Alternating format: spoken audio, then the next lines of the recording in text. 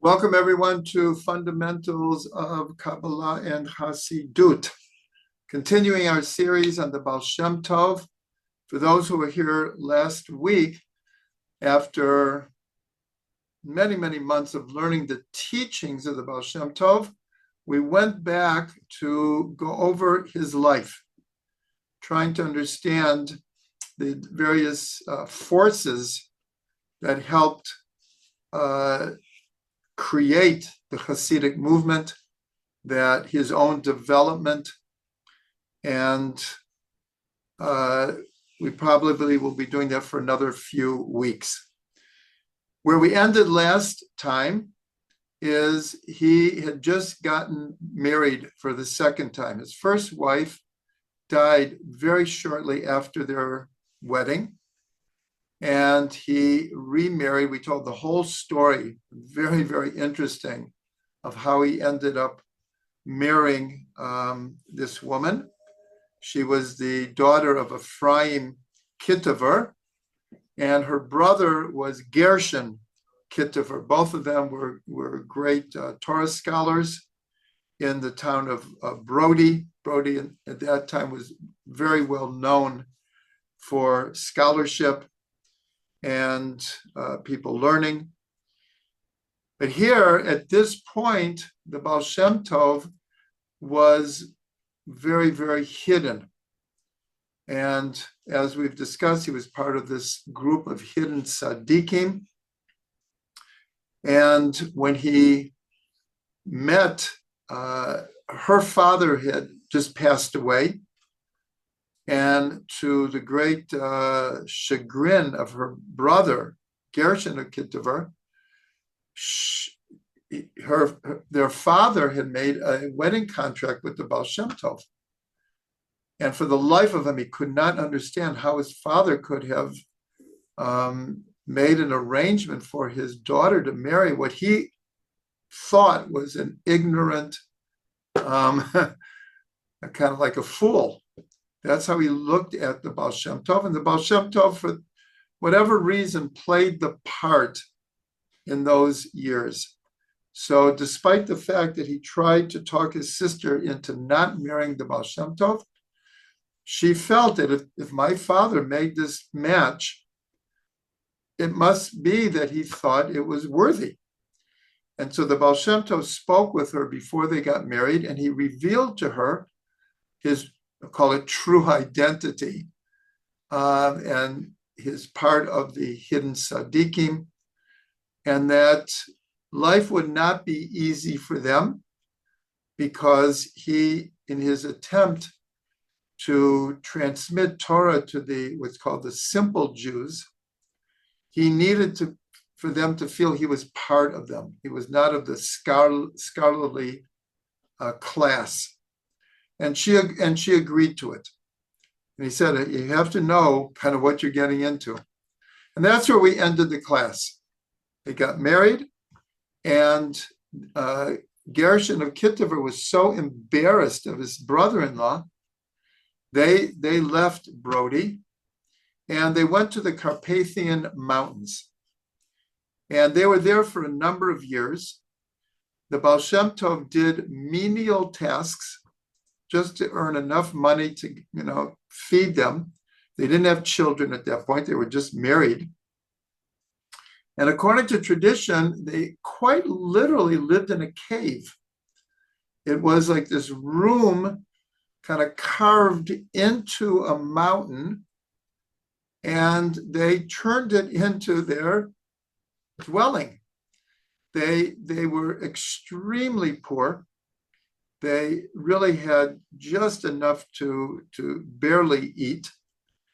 And the Ba'al Shem Tov, in those years, he took time to work, to earn just a little money. He would go on secret missions for this group of hidden tzaddikim. These missions mostly were to go to different towns and befriend the people, find out what their needs were, inspire them, encourage them, give them hope. That's what this group of hidden tzaddikim did.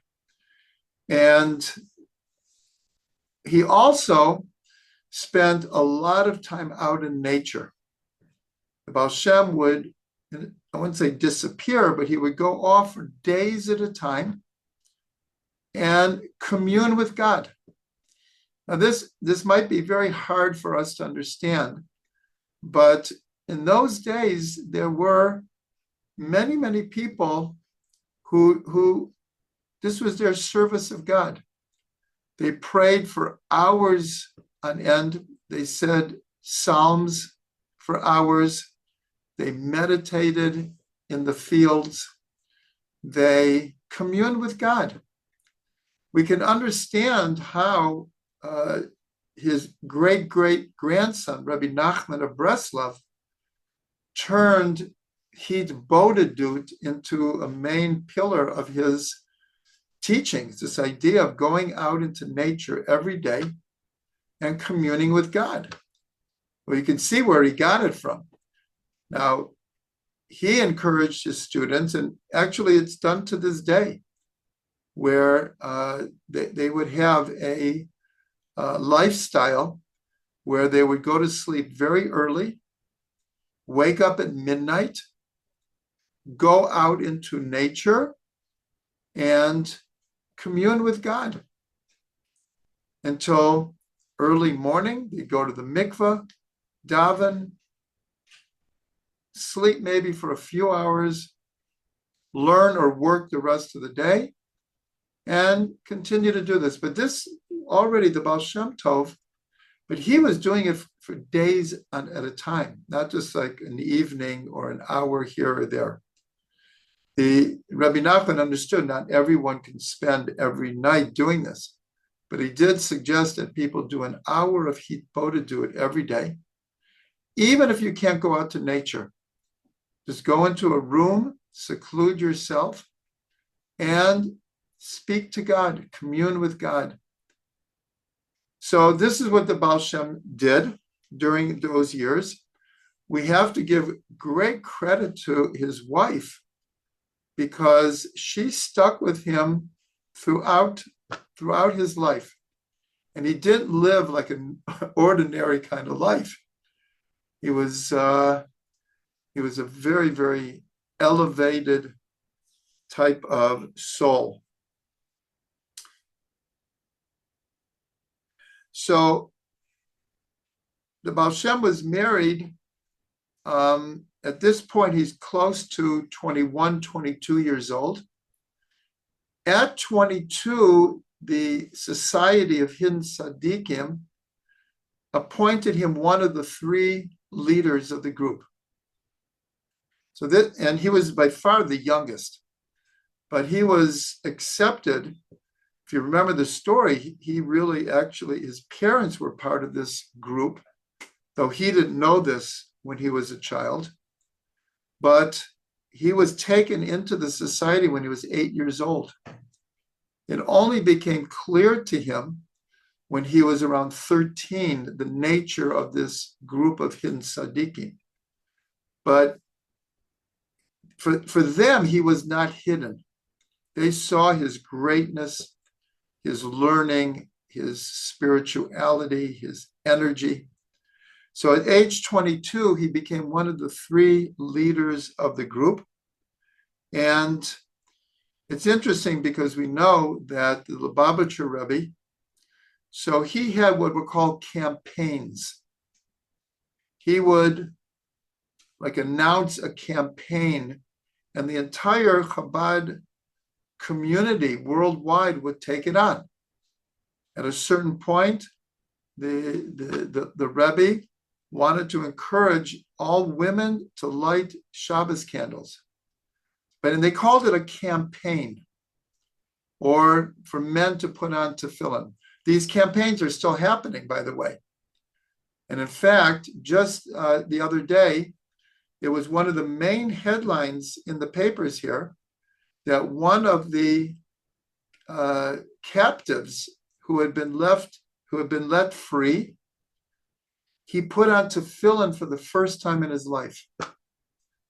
And they had pictures of it, and it was really played up in the papers here. And what's interesting, not to go off on a tangent, but we see that a number of the families of hostages who were not Shomer Shabbat observant before took on keeping Shabbos while their children were in captivity, and that many of the captives also, in the most dire circumstances, took on trying to keep Shabbat, which is really incredible.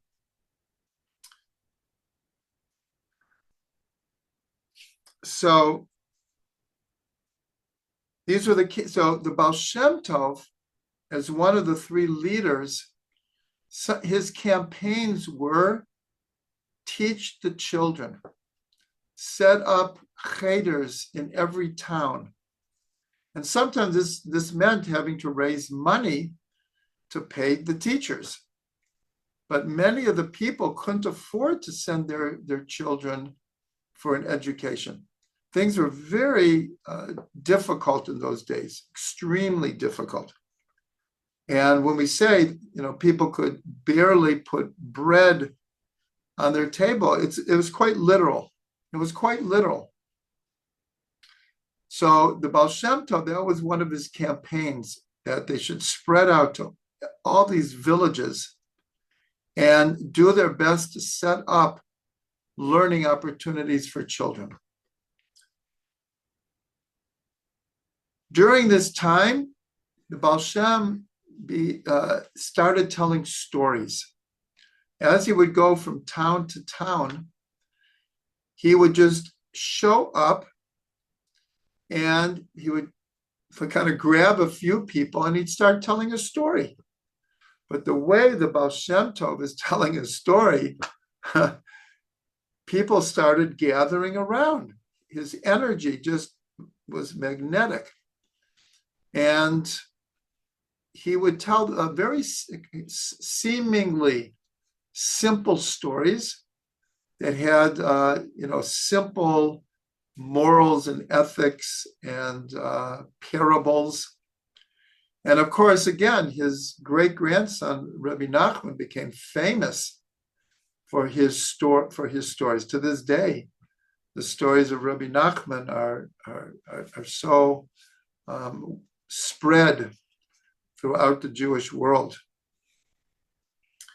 And a point that we made before is, it's a bit paradoxical because the Ba'al Shem was very hidden, but he was revealing himself constantly. But then, people would become attached to him and then he's gone. And people would forget, in a certain way, forget about him. We'll see later, once he revealed himself, it was like all these people were like, oh my gosh, that was the Ba'al Shem Tov? That was the one who inspired us or encouraged us or led us in davening.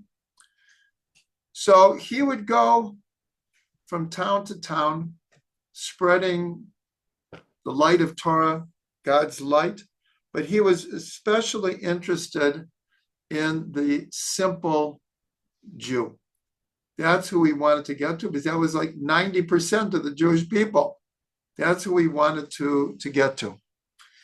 And so what his, we'll call it preaching, was the love of Israel, how every individual Jew needs to love everyone in Israel, but even more, God's love for every Jew. Because many of these people felt very downtrodden. The scholars ignored them and actually looked down upon them.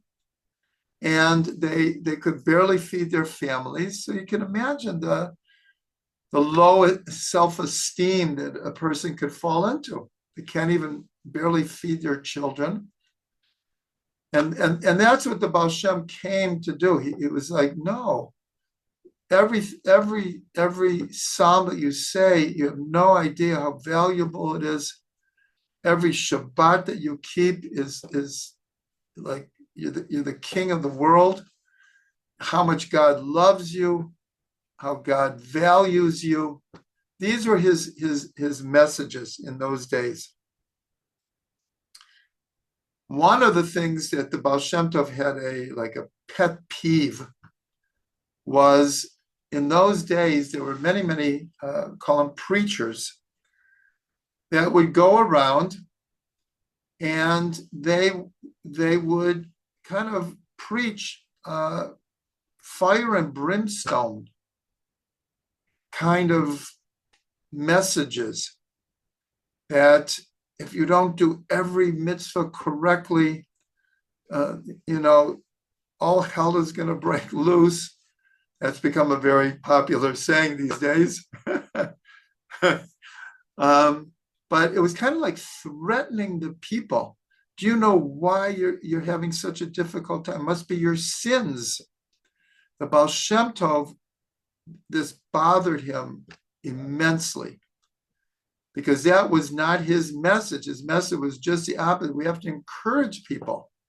We have to let people know how much God loves them, how strong they are by keeping mitzvot, how valuable they are. So there's one story. The Baal Shem Tov came to this town, and the people were simple farmers, and it hadn't rained. And the crops had begun to grow, but because there was no rain, they were like withering up. And the people were so distraught. Like, if their harvest fails, they don't have food. It's like it was a dire situation. And so the Baal Shem was just passing through, but he saw they really needed encouragement. So he stayed and he was encouraging them, and it rained. And the people were so joyous, and the Baal Shem Tov was so joyous. Just then, it was right before Shabbos, and a so-called well-known preacher came to that town. And he expected to be treated with great honor, great kavod. And so he made it known that he needs to be treated with great honor. And he asked permission to preach that Shabbat. And so the people agreed. But they didn't really know who he was, but he came with certain credentials, we'll say it that way. And so the Baal Shem stayed for that Shabbat, and everyone came to town. Everyone came to synagogue, and he gets on this almost a rant of, why are you suffering? Why are the Jewish suffering? It must be because of our sins. And people started crying. And the Baal Shem Tov is like witnessing this. I'm telling this story because it apparently happened a number of times. And the Baal Shem Tov got up and said, what are you telling these people? Have you no idea what beautiful people these are? How much Mesirat Nefesh, how much sacrifice they have to keep the Torah in these difficult times? How dare you? And it was really one of the first times that the Baal Shem took a stand, but it became a real part of his teachings. Is like, no, we won't put up with this kind of preaching anymore. And he told the people, he said, don't listen to him. God loves you. God just sent the rain. Let's sing and dance and celebrate. And so they all started singing and dancing. And that's how the Baal Shem Tov countered this kind of negative rebuke. But it became a standard of the Baal Shem Tov. and he taught his students, we'll get to that soon, that they had to put a stop to this kind of preaching. So for a number of years, he and his wife lived in the Carpathian Mountains. And then,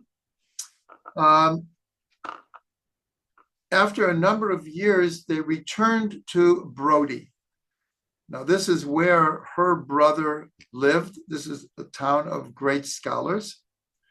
And remember, as I've explained, when the Ba'al Shem went place to place, people saw his greatness. But then he would, like I said, he would leave. And he would maybe go to another place and also hide his greatness.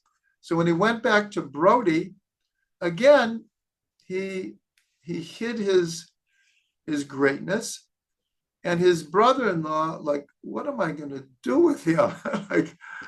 He begged his sister to divorce him, and she wouldn't. So we're going to see he was a very good person, but he was just having a hard time with the Ba'al Shem Tov. So he decided, he made arrangements for his sister and the Ba'al Shem Tov to run an inn. And this way they would have a place to live, and they would have somewhat of a livelihood. And that's what happened. The Ba'al Shem's wife ran the inn. The Ba'al Shem at this point was a shochet. He was a ritual slaughter. And so that was his part of feeding the people. Anytime his wife needed him, he would come and he would just serve people. And that's how they survived in that time. At that point, they had their first child.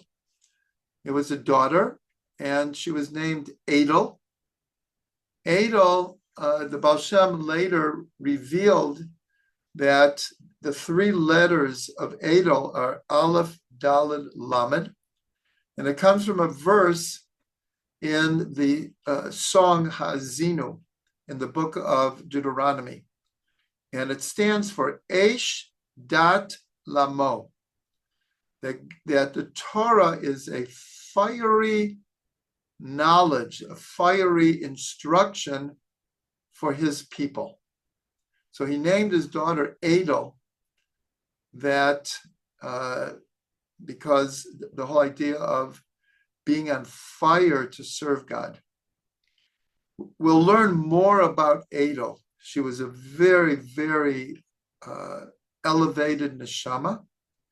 And one of the stories is that the Ba'al Shem, again, we have to have a picture of him. He very easily would go into trances. He would, I don't want to use the word like space out, because his spacing out was very on purpose. And let's say it was time to eat, and he wanted to say a bracha. Well, he could go into a hour kind of elevated soul in preparation to say this blessing. So you can imagine the wife of the Ba'al Shem Tov is dealing with this all the time. And so many times when it would come time to eat, the Ba'al Shem Tov was just like, he was just in a different place. We unless you've like witnessed this, it would be a hard time to understand. I'll just tell you, like personally, there's a very, very famous rabbi in Yerushalayim, and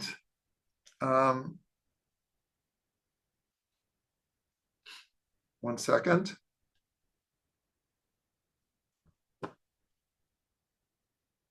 I'm trying to think of his full name. It escapes me right now. He's the Amshinover Rebbe. It's called the Amshinover Rebbe. And he's a very similar type of person. Many, many stories are told about him. I have only been in his presence really twice. But one of the times it was at the circumcision of one of his students who their family is very good friends of ours. And so the Amshinover Rebbe came and he was going to lead the blessing after the meal, the grace after meals. And this is what he does all the time. The stories are like incredible of it can take him an hour to say a blessing. And people like are into it. So at this grace after meals, that's exactly what he did. And it was, it's not something you forget, because it's like for real. Like, it's for real. It's not like put on. It's not like a put on type of spirituality. It's like, that's who this person is. And it was quite extraordinary, I can tell you. It was really very extraordinary. They daven for hours and hours and hours and hours and hours. And that we're going to see, that's how the Ba'al Shem davened also. And anyways, so the story was, one time the Ba'al Shem is in one of these spiritual trances, and his daughter, who is very small at that point, climbs up on his lap and starts pulling his beard. And that like brought him down, and he started eating. And so his wife saw, this is a good strategy. So when they would sit down, she would take Adel and put her on the Ba'al Shem's lap, and that brought him down to earth. And then he would eat like ordinary people eat. We're going to see that his connection to Adel was very deep, very, very deep. They only had one other child, a son. And so Adel was his firstborn, and we're going to get to his relationship with her. We're jumping now. The Ba'al Shem is 26 years old. And one of the most important events in his life is about to take place. I mentioned already that at age 16, Eliyahu Navi came to the Ba'al Shem Tov for the first time and began to teach him and instruct him. And it was on his birthday. Everyone knows you can get the past classes, right? So I can't go back over everything. But for 10 years, Eliyahu Navi would appear to the Ba'al Shem Tov and teach him really important lessons. It's not like they did a lot of book learning, not that they didn't, but Eliyahu Navi would, in a certain way, send him to meet certain people in order to learn certain things. And these were really important lessons in the Ba'al Shem Tov's life. This was from his birthday when he was 16 years old, Chai Elo. Now he's 26. On his birthday, the Ba'al Shem Tov has a dream. And the dream is that a venerable elderly person, obviously very, very spiritual, comes to him in the dream and says, this was Erev Shabbat, and said, after Shabbat, you should come to a certain cave in the mountain near where you're living, and I will appear to you there and instruct you. And the Ba'al Shem woke up and wasn't sure what to make of the dream. And then he went to the mikveh, and the Ba'al Shem Tov's practice was to open his eyes when he would immerse in a mikveh. It's not the usual thing that people do, but he, for whatever reason, that was his practice. So he dunked in the mikveh, he opened his eyes, and he saw this man in front of him repeating, after Shabbos, I want you to meet me in this cave. Do not tell anyone. And it's show up. This time the Ba'al Shem Tov understood, well, there's something happening here. And apparently he has the dream again. And this time he was told again, do not tell anyone, and I will meet you on Sunday in this cave. When he went to shul that night, so his brother-in-law looked at him and said, you look different. Like, are you okay? And the Ba'al Shem, didn't say anything. When he came home, his wife said, well, you look really different. So obviously he was already infused with this energy. And to make a long story short, he goes to this cave and this man is there. Now, who is this man? He is Achiya HaShiloni. Achiya HaShiloni, we have to understand that he's appearing to the Ba'al Shem Tov as a person, but he's an energy. Achiya HaShiloni was the teacher of Elijah the prophet, Eliyahu Navi. And so now, on his 26th birthday, he first appeared to him. And for the rest of the Ba'al Shem's life, that became his spiritual mentor, was Achiya HaShiloni. HaShiloni means he was from Shiloh.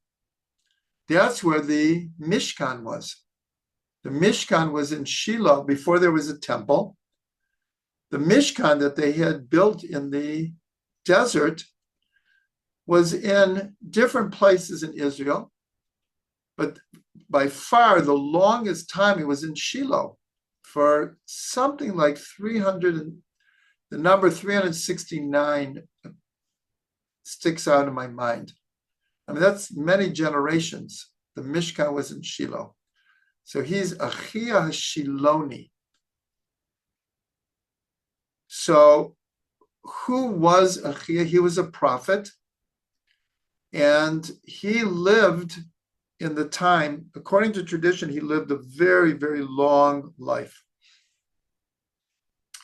But the main thing that he did was when, after Shlomo HaMelech passed away, at the end of his life, God was not happy with King Solomon.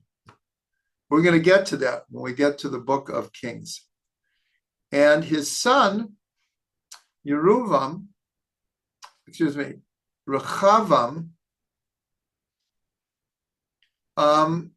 took over, and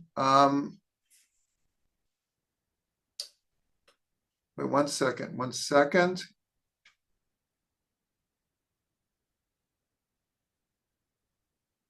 No. Wait, give me 1 second, please. Give me one second.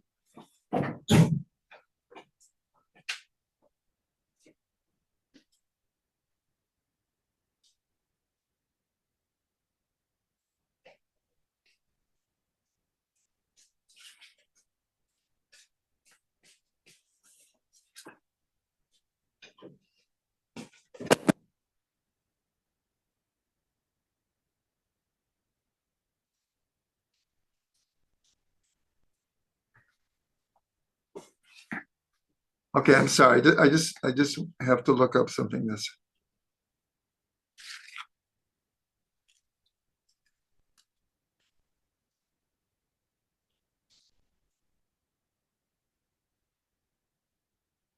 Yeah, okay. Okay, we're going back. Rechavam is Shlomo's son. And I don't want to go into it so much as we're going to get to it, but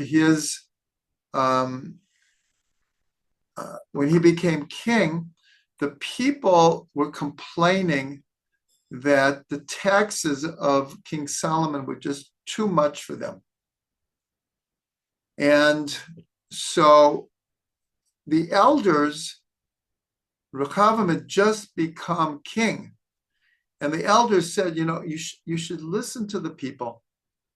They have really been taxed to build the temple and to build the kingdom. Give them some slack. Rechavam turned to his younger advisors, and they said, that's no way to start your being king. Everyone will take advantage of you. Not only should you tax them, you should even up the taxes. To make a long story short, he chose to do that. And the people rebelled. And this is the whole story of how the two kingdoms were set up. The 10 tribes became the northern kingdom. And the 2 tribes of Yehuda and Binyamin surrounding Jerusalem became the kingdom of Judah.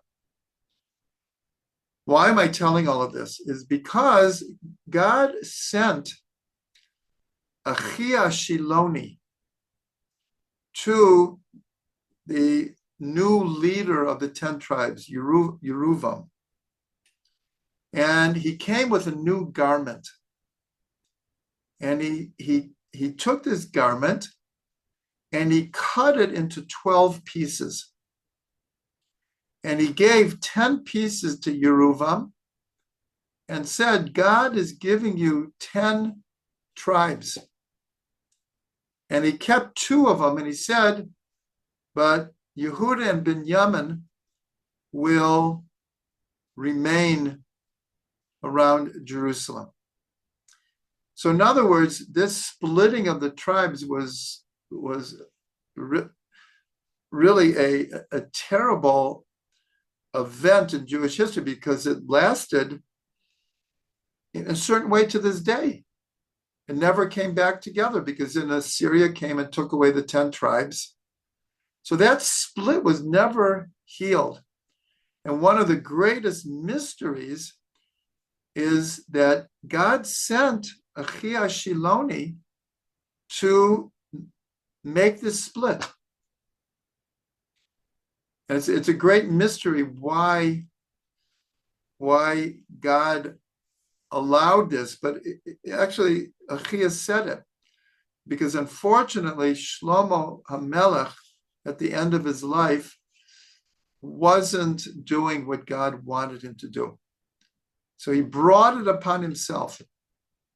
So in a certain way, God was just administering the measure for measure that was set up here. So I just wanted to explain who Achiya HaShiloni was. But we shouldn't think, again, God sent him. He did what God told him to do. Nonetheless, he is the teacher of Elijah the prophet. And according to tradition, he is the 7th in the transmission of the Torah to his time. Who are the seven? The seven are Moshe, gave it over to Yoshua. Yoshua gave it over to Pinchas. Pinchas gave it over to Eli. Those who are coming to the Sunday class, we're learning about Eli right now, the high priest at the time that Shmuel becomes a judge. Eli gave it over to Shmuel because Eli raised Shmuel. Shmuel gave it over to David, and David gave it over to Achiya HaShiloni. And Achiya HaShiloni gave it over to Eliyahu Navi, and it came down to our days. But he was the seventh in this special transmission of the Torah. Now, obviously, it was transmitted to other people along the way also, but these were, like we call it, the main links.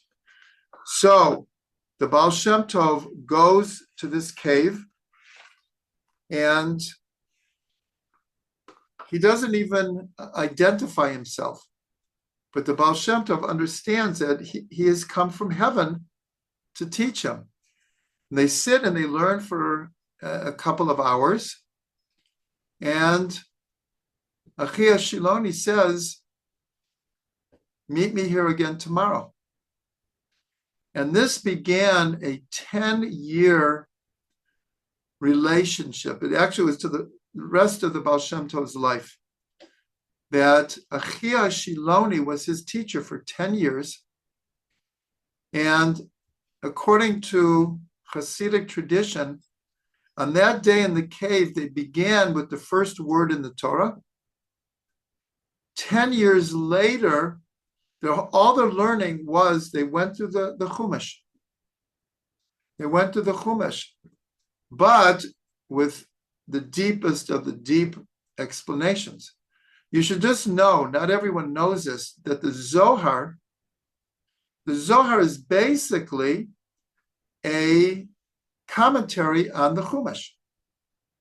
That's what it is. It starts with Bereshit, and it goes parsha by parsha. Every parsha, though, there are hundreds of tangents that go off explaining everything in the world.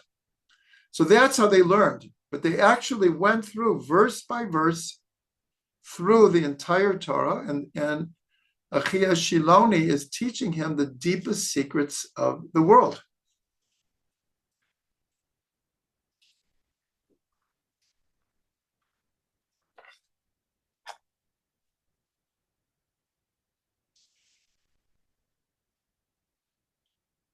But along with learning, Achiya is also teaching him lessons in life.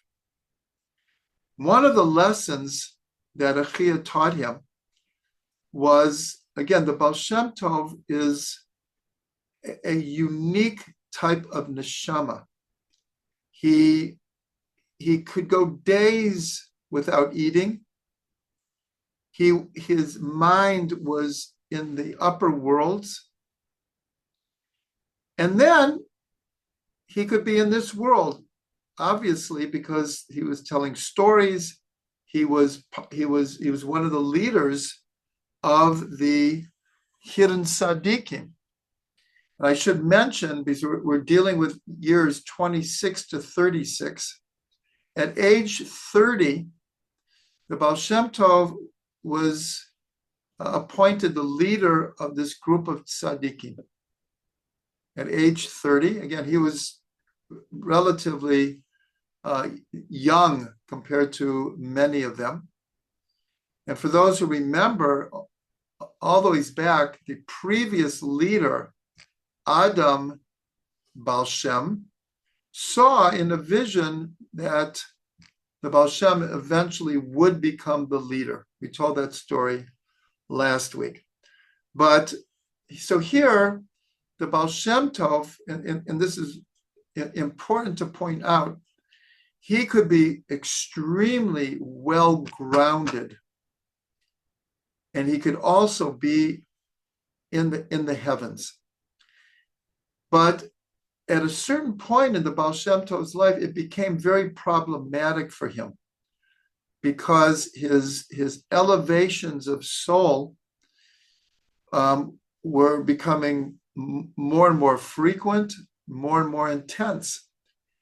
And to balance being grounded in this world and having such a mind and such a consciousness, it is a big challenge. It's a big challenge. How do you lead a whole movement? And the Ba'al Shem was very practical. He was very down to earth. And like I say, at the same time, extremely head in the clouds. And so Achiya saw that this was a problem, and he coached the Ba'al Shem Tov how to deal with this. We don't know the secrets that he taught him how to do this. I wish we would.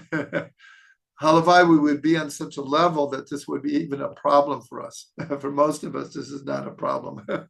But for the Ba'al Shem Tov, who made a big part of his life of relating to people, he wanted to be connected to God at all the time. And so there was a certain point was like I can't do both at the same time. I can't be connected to God at every moment and connected to people at every moment and carrying on mundane conversations. And so at one point, Achiya HaShiloni told him to go immerse in a mikveh 18 times. Of course, 18 is Gematria Chai. He went, and Achiya HaShiloni put his hands on the Ba'al Shem's head and said, I'm blessing you that your eyes be opened to the Torah. And at that moment, the Ba'al Shem Tov had maybe the most intense spiritual experience of his life. Because at that moment, he was able to perceive how everything is God. Everything is from God. Everything is a manifestation of God. And every moment, every activity was just another perspective of being connected to God. So he could see God in a tree and in a person, in a star, the sand on the beach, a pebble, a book, everything, he like the illusion of separateness kind of melted for the Ba'al Shem Tov. And through this, he was able to now be able to conduct conversations and be very grounded without losing his ability to be clinging to God at every moment. If you remember, this is one of the things his father told him before he passed away. He told him to, in every moment, be connected to God. And that really is the inspiration behind the Ba'al Shem's whole life, is he truly thought about God, was connected to God, was envisioning God at every moment. It's a hard level of consciousness for us to even imagine. But he was completely connected to godliness at every moment. And so later, the Ba'al Shem Tov referred to Achiya HaShiloni as the Ba'al Chai, the master of life. That's what he called him. He called him the Ba'al Chai. And it's explained that Chai, of course, means life. And Achiya HaShiloni was giving the Ba'al Shem Tov the keys of understanding life.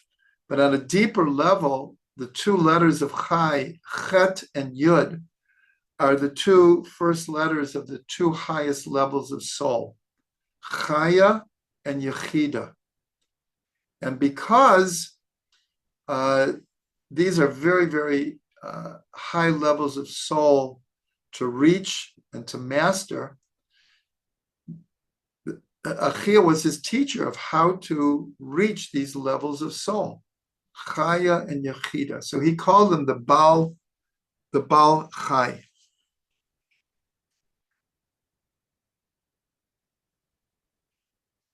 Another thing that the Ba'al Shem Tov already knew this, again, from a previous class, when Adam Ba'al Shem sent his son to meet the Ba'al Shem Tov.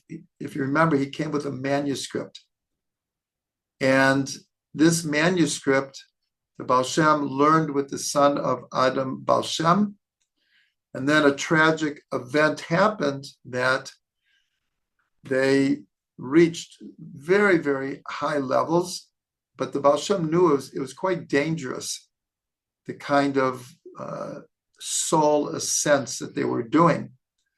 And his friend died in the process, and the Ba'al Shem hid away this manuscript. But in this manuscript, he learned how to do what's called Ali. We usually use this term when we talk about someone who's passed away on their yurtzeit, having an aliyat neshama, that their soul should be raised up. But there is a way to do this while you're alive. And it's basically what we call an out-of-body experience, where someone learns to be able to let their soul elevate from its attachment to the body. And they're able then to enter into higher worlds, higher levels of consciousness. When we talk about the four Kabbalistic worlds, Rav Ginsburg makes clear these are really four levels of consciousness.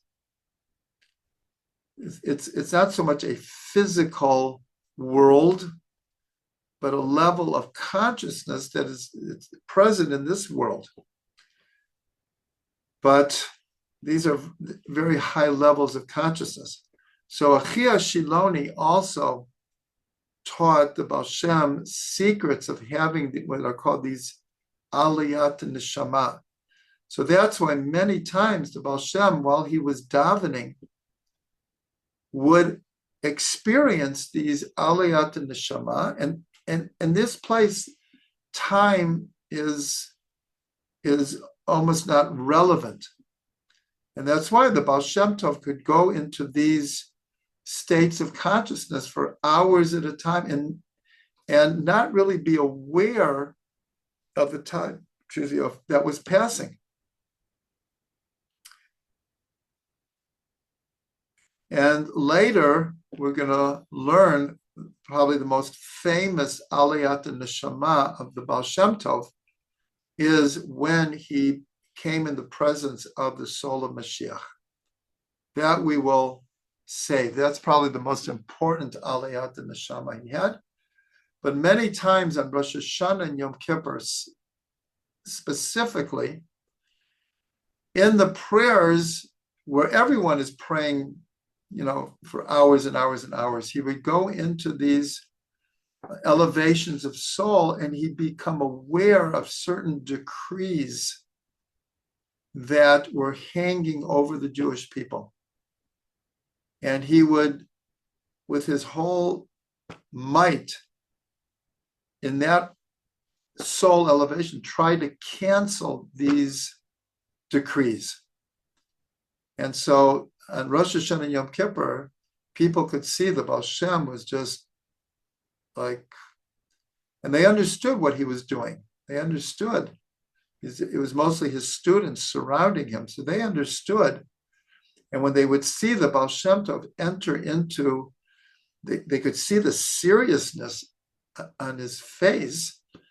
They knew like he's dealing with these decrees, and so they also would get, in these intense moments of prayer.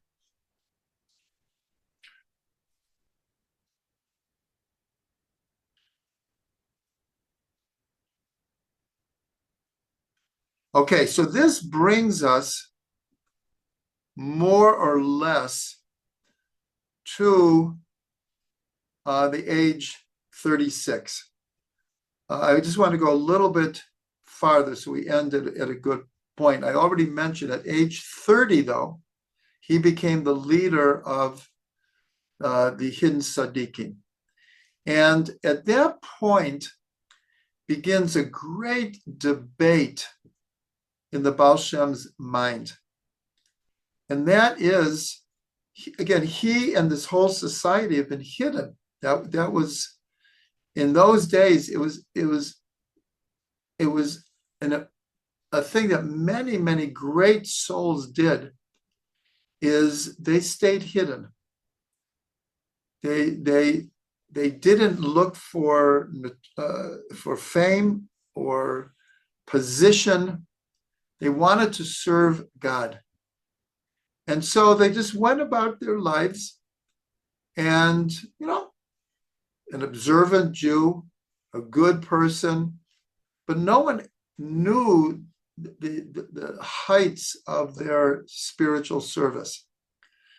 And the Ba'al Shem Tov began like an inner debate with himself, because he saw that the potential of these hidden tzaddikim, they were doing important things. They were spread out in villages all over the place. They had this, call it like an underground communication.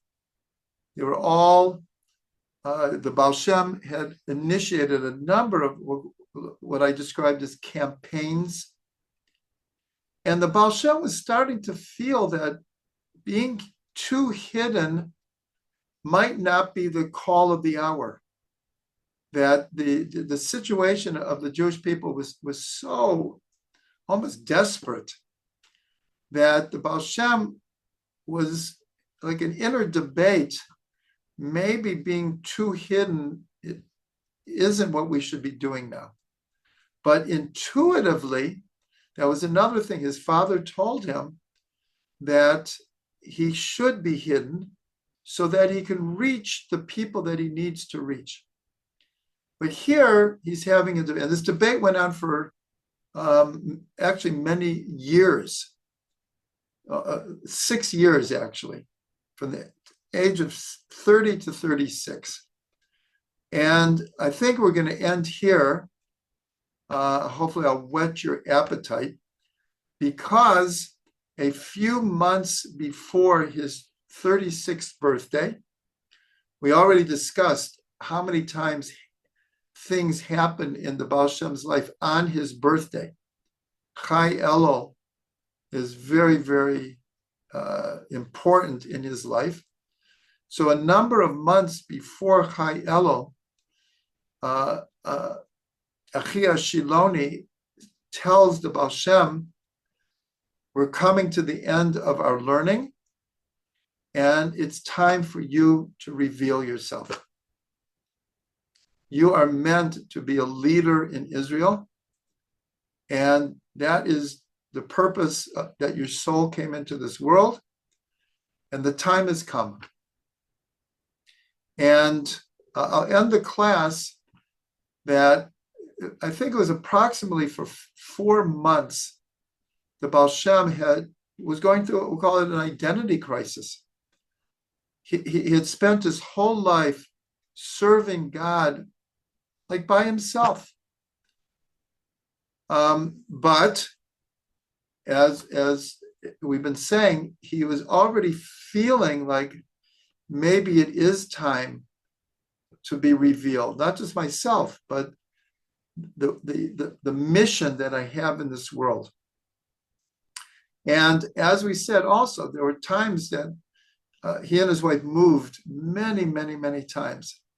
And he would, let's say, come to a town, and he would start a minyan. I didn't mention this before, The Ba'al Shem Tov absolutely could not pray with the regular minions. Like he put so much effort into davening, and as we'll see, that is what attracted so many people. So he would start a minyan, and it would start to grow, and people were like, wow, it's like the original Karlbach minions, like singing and dancing and deep kavana. And then he saw like, whoa, I'm getting a little bit too known here, and he would move on. Anyways, so Achiya HaShiloni said, the time has come. And at first, the Ba'al Shem says, I don't want to do it. I don't want to do it. It's just, it's not who I am, really. And Achiya HaShiloni said, no, that is who you are. Your soul came into this world to reveal these teachings, not just to a few people. You have to create a movement, and you have to get these teachings into the world. And the only way you could do it is by revealing yourself. And we're going to end the class that on his 36th birthday, Chai Elul, the Ba'al Shem Tov revealed who he was. And that's where we'll pick up next week. Hopefully, I whetted all of your appetites, and you're going to want to hear. And that's where we will we'll pick up. Okay.